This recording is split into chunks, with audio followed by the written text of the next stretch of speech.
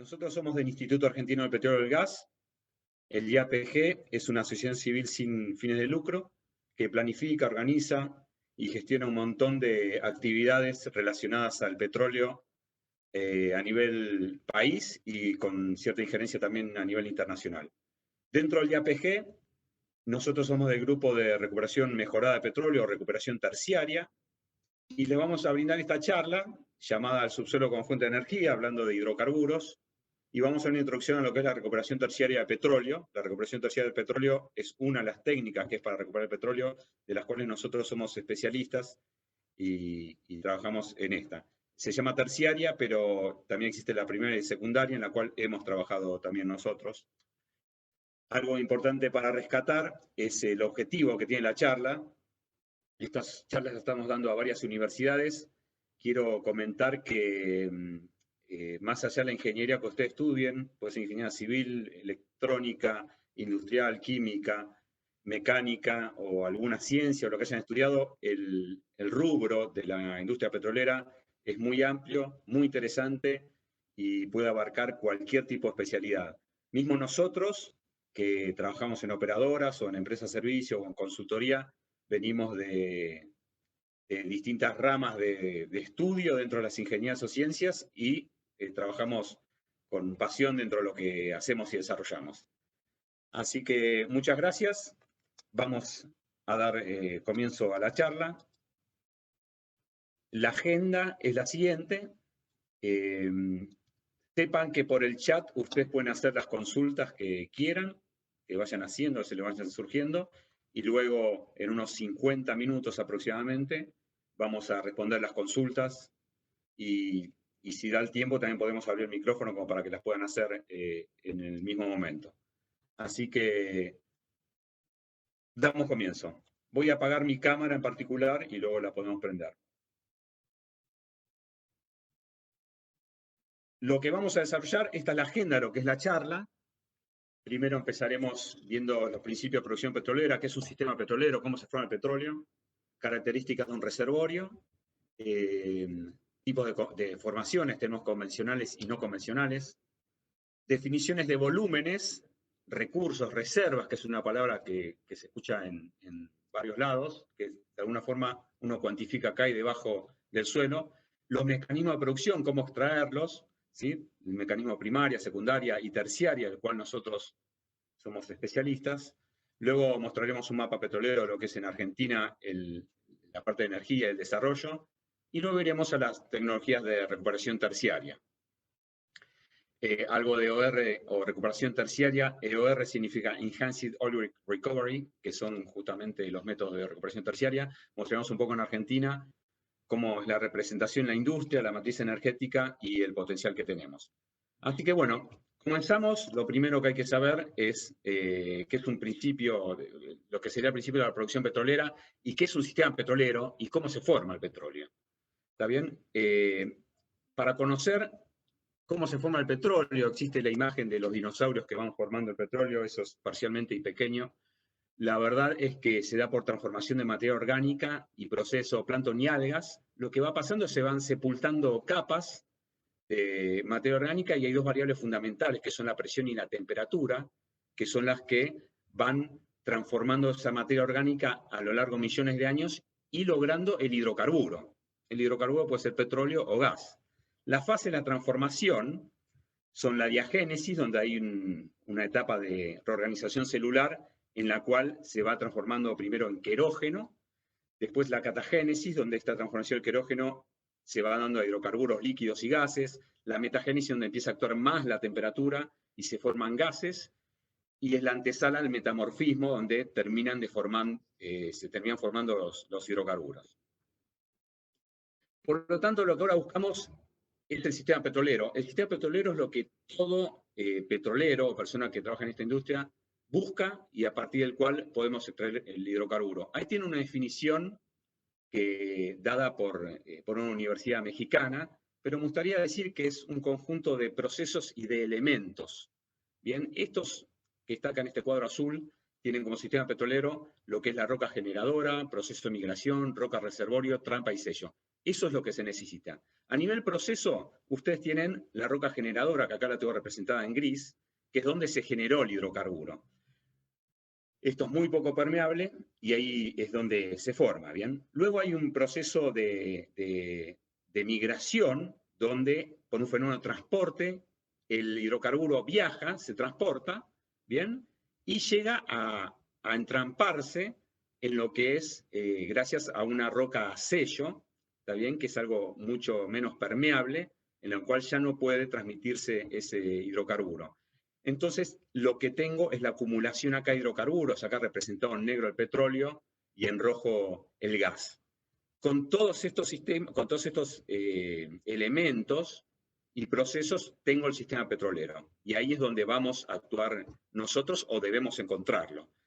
Interesante es también sacar un poco el prejuicio que a veces se tiene, que el petróleo sale de un lago que está abajo y que uno lo puede sacar fácilmente.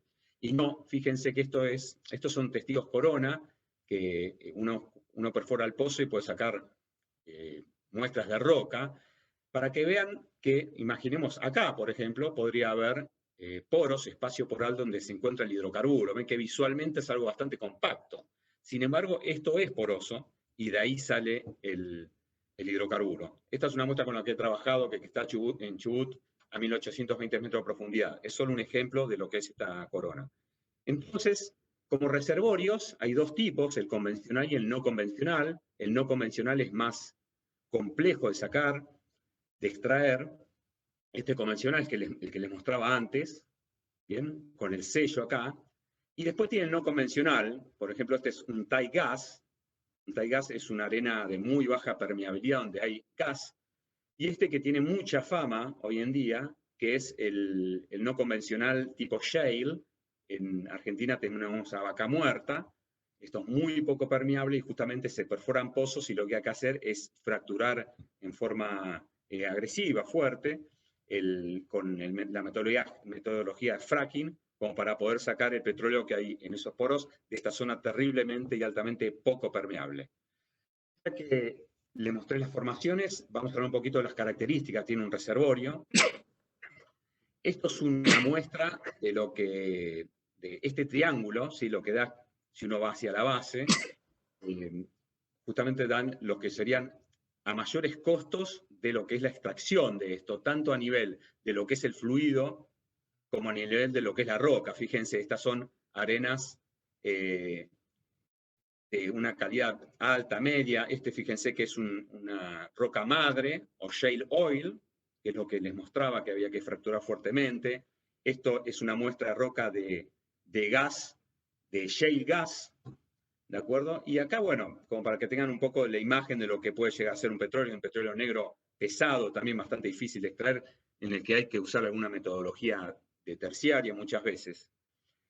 Que hablé de roca, acá les muestro un poquito los tres tipos de roca. Esto es un mundo gigante, en realidad, de estudio, pero básicamente usted tiene las rocas ígneas, que se forman por solidificación de magma, las metamórficas, que son resultado de metamorfosis de un tipo de roca en otro tipo de roca por acciones químicas, y las sedimentarias, ¿está bien? Que son restos de otras rocas o materia orgánica o precipitados químicos que lo que hacen es ir depositándose en layers, en capas. Estas son las que están asociadas a justamente la extracción de petróleo. Las rocas o roca fluido, ¿está bien? Porque nosotros vamos a tener una roca con poros donde está el fluido que nosotros buscamos, tienen centenares de propiedades que se estudian, como la porosidad, la compresibilidad, mojabilidad, la permeabilidad, la capacidad de moverse. En flujos bifásicos, que es lo que suele ocurrir donde tenemos agua y petróleo, se estudian las permeabilidades relativas, tiene que ver cuánto se puede mover el agua frente a una cantidad de porcentual de agua y petróleo. Y también es interesante ver cómo es que se miden o se determinan estas variables cuando uno las quiere estudiar en subsuelo. Una empresa de servicio lo que hace es venir con un camioncito y lo que tenemos es un cable con una herramienta. Esta herramienta se llama herramienta de perfilaje. Hay centenares.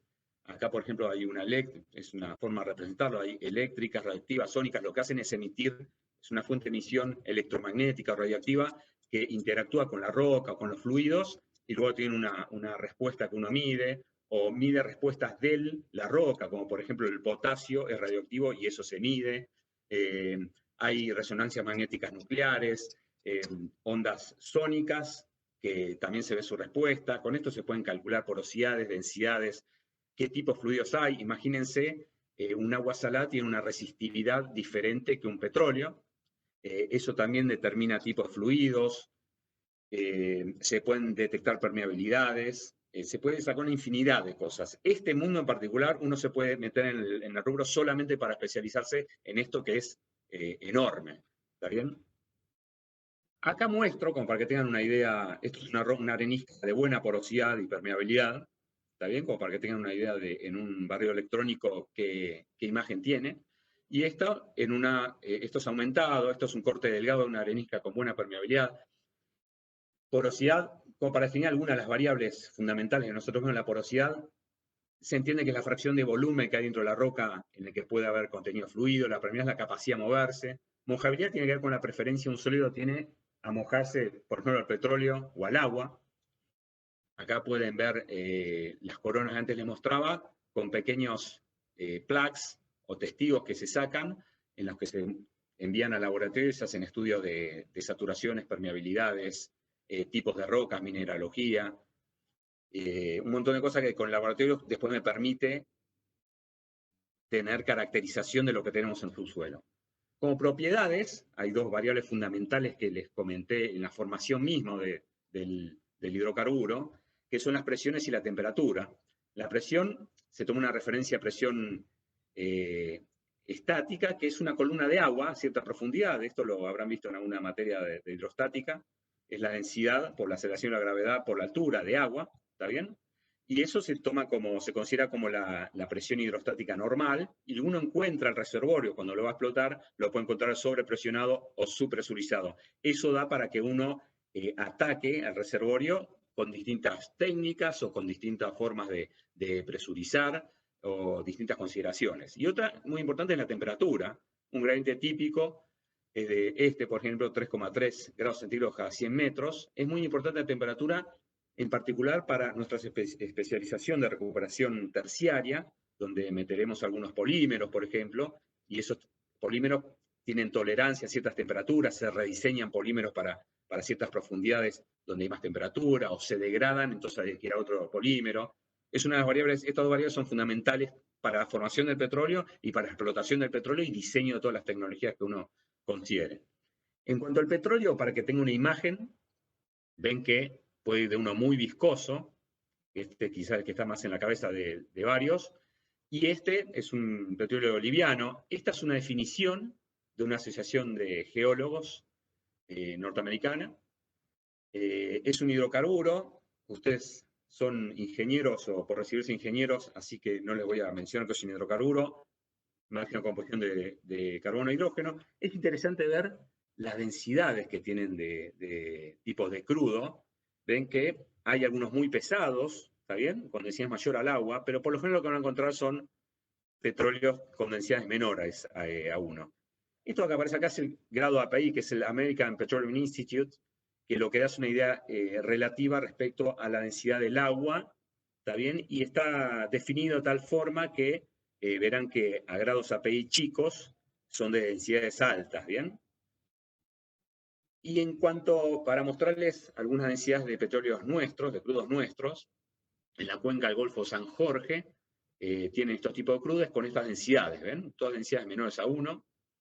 Con estas viscosidades, la viscosidad tiene un rango enorme, que pueden ir de menor a 1 centipois a más de 1500 centipois. Eso todo dentro de la cuenca del Golfo San Jorge, como para que vean la variabilidad que puede llegar a haber. Ya que les comenté lo que son reservorios convencionales y no convencionales, acá el Taigas ya lo mencioné, es una arenisca de baja permeabilidad que contiene gas.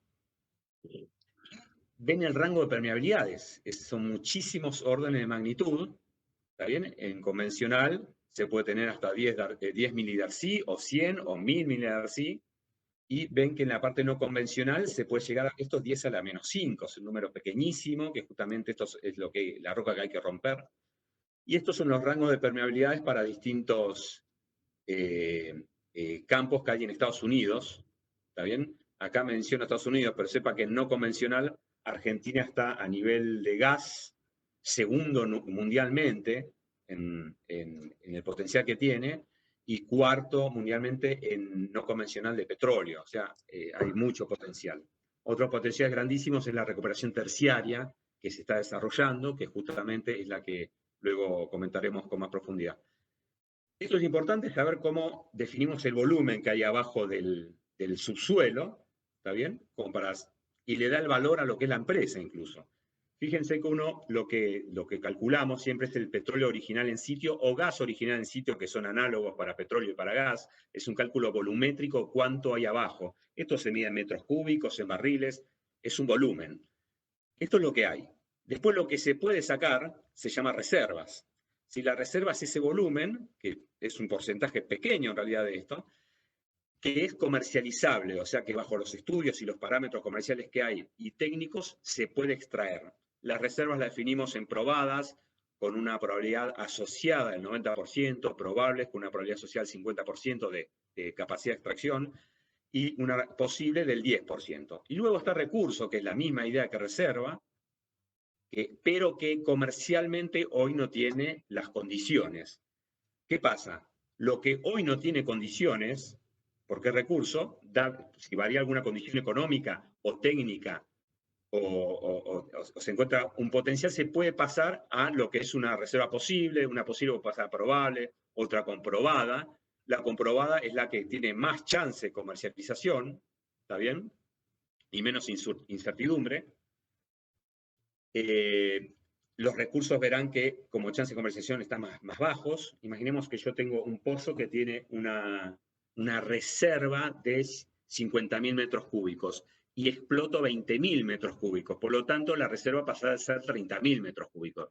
Pero yo con elementos de reservorio, de estudio y comerciales puedo decir, no, mira, yo esos 30.000 los puedo recuperar en otra explotación, en el mismo pozo, en un pozo cercano, con otra tecnología. Por lo tanto, puedo restituir la reserva que perdí porque di producción. Esto es un mundo apasionante y también uno puede especializarse en esto mismo. Estos verán acá, estos son reservas de petróleo a nivel país y estos son reservas de gas. Todos estos cambios son por varios elementos que pueden ser comerciales, estratégicos, de reservorio, de tecnología, cosas que, imagínense, por ejemplo, el Vaca Muerta, el shale, no era algo no comercializable en un momento y hoy lo puede llegar a ser y lo es. Este salto, por ejemplo, de esta P2 de probable a este de acá, este aumento tiene que ver con pilotos que se hicieron en Vaca Muerta. La recuperación terciaria también incorpora reservas. Y lo que justamente les mostré es todo lo que está en subsuelo. ¿De acuerdo? Ahora vamos a pasar a Marcos, que es otro de los integrantes de la subcomisión de recuperación terciaria, que nos va a comentar cómo se saca eso de ahí abajo, cuáles son los mecanismos de producción de lo que tenemos en subsuelo.